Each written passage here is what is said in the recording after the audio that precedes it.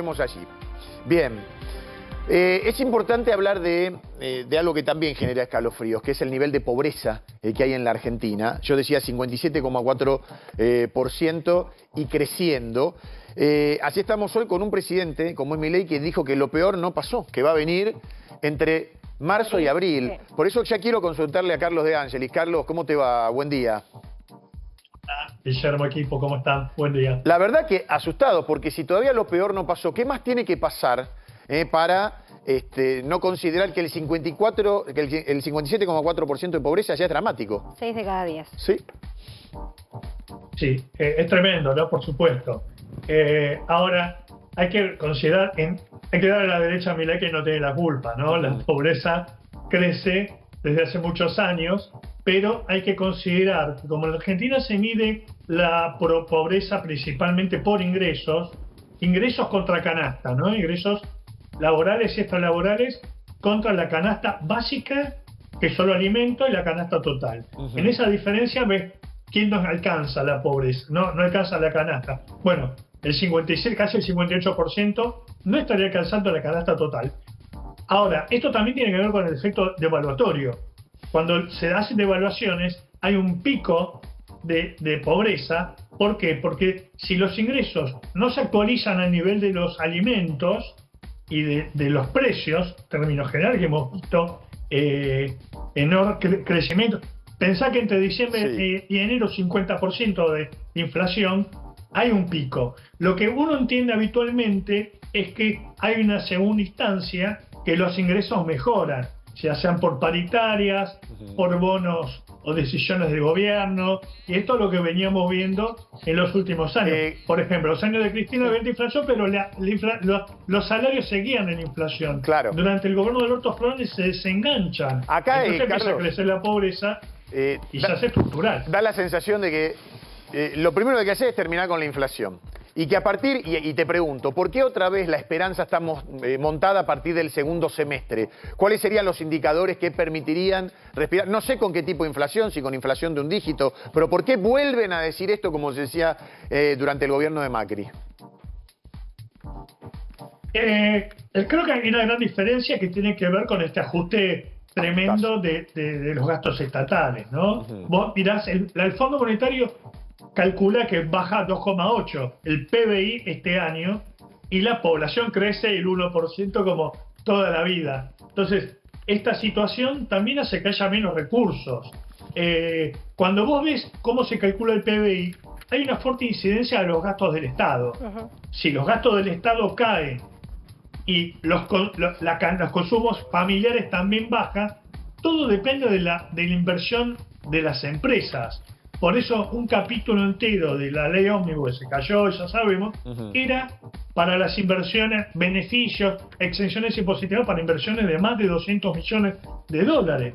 Esa es la apuesta que hizo Macri en su momento, te acordarás, ¿no? Sí, claro. Los brotes verdes, la luz al final del túnel, era esperar con mejores condiciones que inversiones extranjeras se ascienden. Pues las inversiones que se esperan son básicamente del sector energético y el sector mineral, que la Argentina sabemos tiene, bueno, que por suerte la naturaleza nos dio grandes cantidades de minerales. Como Chile exporta 85 mil millones de dólares. Sí. Más de la mitad son minerales. A ver, Carlos, con referencia a lo que estamos hablando, poneme un tuit del presidente Javier Milei. Dice, la verdadera herencia del modelo de la casta, 6 de cada 10 argentinos son pobres. La destrucción de los últimos 100 años no tiene parangón en la historia de Occidente. Los políticos tienen que entender que la gente votó un cambio y que nosotros vamos a dar la vida para llevarlo adelante. No vinimos a jugar al juego mediocre de la política, vinimos a cambiar al país. ¿Qué está diciendo? Viva la libertad, carajo, ¿no? Como termina siempre. Lo que está diciendo es, yo les avisé que esto iba a pasar.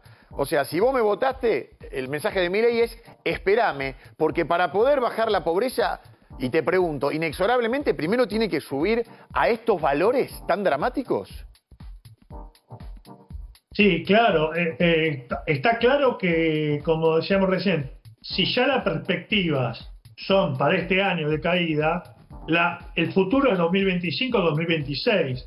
Sabemos que el 2025 hay elecciones de medio término, ahí Milei se juega porque donde Milei dice que se va a fortalecer y va a tener el Congreso que necesita para poder llevar adelante su ley ómnibus.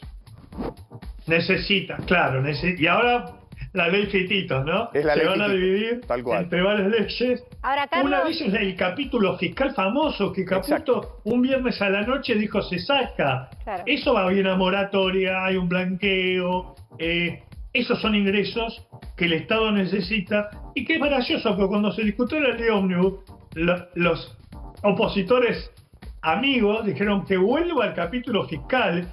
Se armó lío con las retenciones, sobre todo derivados de la soja. Pero ese capítulo tiene que volar y necesariamente tiene que pasar por el Congreso. Claro. Y yo creo que eso va a pasar como cuchillo caliente en temática, porque va a haber acuerdo ahí. Y me parece que es lo primero que hay que hacer, ¿no? Antes que hacer reformas que van a tener discusiones más extensas en el Congreso. Yo quería preguntarte, esto para el ciudadano de a pie, ¿se ve como una B corta, algo que decrece y en algún momento empieza a repuntar? Y si es así, en ese vértice de la B corta, ¿qué es lo que va a pasar? Bueno, eso me gustaría saberlo también, ¿no? Porque hay un sector que es el votante duro de Milei, y dice, che, esto está para atrás, el país se hundió, esta es la última oportunidad, etcétera, ¿no? La Argentina tiene chances por el tema energético y el tema minería. ¿Por qué? Porque al agro ya no es posible ponerle más retención, ya está en el máximo que es aceptable. Entonces me parece que la expectativa está en inversiones que sean un poquito más rápidas, ¿no? Fíjate que se volvió al trazado de Vaca Muerta, continuarlo para poder exportar. Es decir, hay que flexibilizar un poco. ¿Por qué? Porque hacer licitaciones internacionales para hacer un gasoducto puede llevar 2 años, ¿no? Y necesitamos energía rápida, necesitamos exportar. La Argentina tiene que crecer. Esa es me parece que cuando uno piensa en la campaña electoral y en los debates, se habló de todo menos de crecimiento. Claro. Y la Argentina tiene que crecer. Carlos, te agrego un dato. Lo que decían, la obligación que tiene cualquier gobierno, ¿no? Hubiera tenido Massa también. No, seguro. La necesidad de crecer rápido y abrir el cepo, abrir la economía, poder... Porque nadie va a invertir en la Argentina si después no puede sacar la plata, los dividendos. Luego. En todas partes del mundo es así. Lo que decía Javier Milei en campaña, que no estaba en desacuerdo con la construcción de un gasoducto, sí de un gasoducto que empezó costando 500 millones de dólares, el gasoducto Néstor Kirchner, y terminó saliendo en el final de la obra más de 2.000 millones de dólares. Pero, te pregunto, vos hablás de flexibilizar. Milei debería también flexibilizar su carácter ante los gobernadores, porque ahora los de Juntos por el Cambio, que supuestamente son amigos, están diciendo que cortaron el diálogo con todas las personas que no sea el propio presidente. O sea, si no nos juntamos con Milei, no nos juntamos con nadie. Sí, a ver, es interesante porque uno de los temas de la semana va a ser si hay alianza entre La Libertad Avanza y PRO. Esto generó mucha discusión en el PRO, porque los ministros, como vemos en el gobierno de Milei de estas apenas 2 meses, están a tiro de decreto, ¿no? ¿Qué pasaría si viene algún dirigente importante del PRO y Milei no le gusta cómo hace las cosas, alguna declaración? Milei está teniendo una posición muy centralista. Dijo, mi mesa chica es mi hermana y Pose. Sí, la mesa más pequeña de la historia, ¿no? Sí, tal cual, tal cual. Flexibilizarla a eso. Van a los actores, mesas de discusión. También yo quisiera, ahora que se va a mandar a las leyes Fitito, que se le dé posibilidades a las empresas que discutan, las empresas argentinas que se invierten, porque va a ser la inversión más rápida. Totalmente de acuerdo. Además, plata de los argentinos. Carlos, el 70% de la economía son las pequeñas y medianas empresas. En minutos hoy va a estar con nosotros la vicegobernadora de Santa Fe, Gisela Scaglia, hablando de este y otros temas, para ver cómo le está pegando a los santafesinos. Pero Cata, para hablarlo también con Carlos, ¿reapareció Cristina? Sí, Cristina tiene un momento de protagonismo ante la ausencia de otros líderes fuertes de la oposición, y sobre la pobreza específicamente dijo lo siguiente que estamos leyendo en el tuit. Dijo varias cosas, pero básicamente responsabilizó a Macri y a este gobierno y dijo: están jugando con la mesa de los argentinos, en todo este papo que publica sobre que 6 de cada 10 argentinos son pobres, que es un índice muy fuerte de pobreza, muy triste y que preocupa incluso al gobierno de Milei, aunque no es su responsabilidad, la vicepresidenta se quiso despegar y por eso tuitea esto, ¿no? Que estamos viendo ahí con el gráfico, con la UCA, donde según ella es la culpa del macrismo y de este gobierno. A partir del 2018, dice. Sí, pero bueno, obviamente...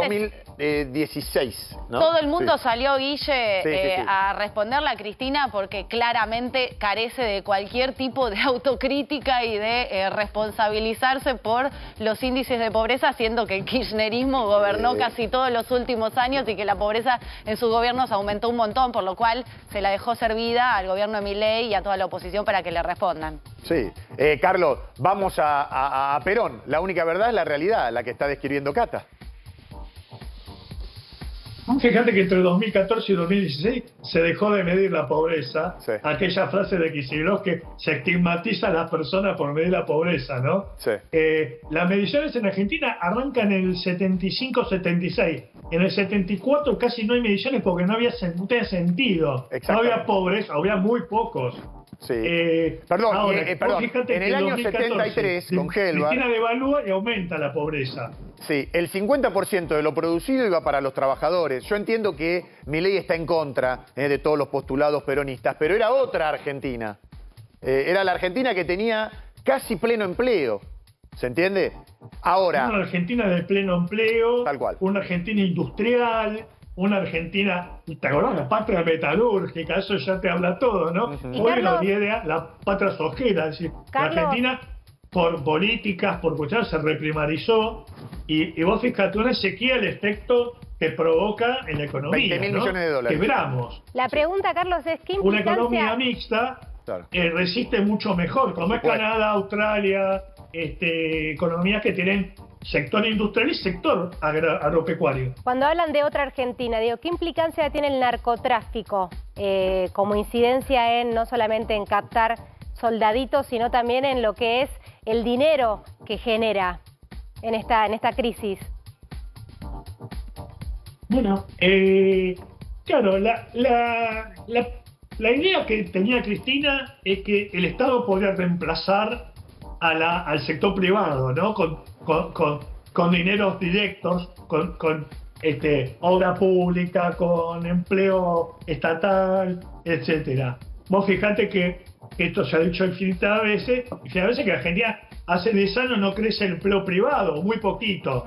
Crece el monotributista, el tributista social, es decir, alguien que está en el límite, en el borde entre la clase media baja y la pobreza. Por eso es que estos sectores son los primeros que caen, ¿no? Son los más vulnerables. Seguro. También aumentó la indigencia, que tiene que ver también con el aumento del alquiler, ¿no? Mucha gente joven o no tan joven que se volvió a vivir a la casa de los padres. porque no puede alquilar. 14,2% la indigencia, Guille, pasó de un Sí, sí, 7% a un 14,2%. Es decir, que el tanto asistencialismo, Carlos, no sirvió para nada. Lo único que hizo fue generar más pobres. Y a esto también le cabe a Cristina. No ese problema. Porque es algo de muchos gobiernos. Cristina no se hace cargo, pero es parte de eso también. Claro. Carlos, agradecemos como siempre tu valioso aporte, muchísimas gracias, porque todos estos datos la verdad son contundentes.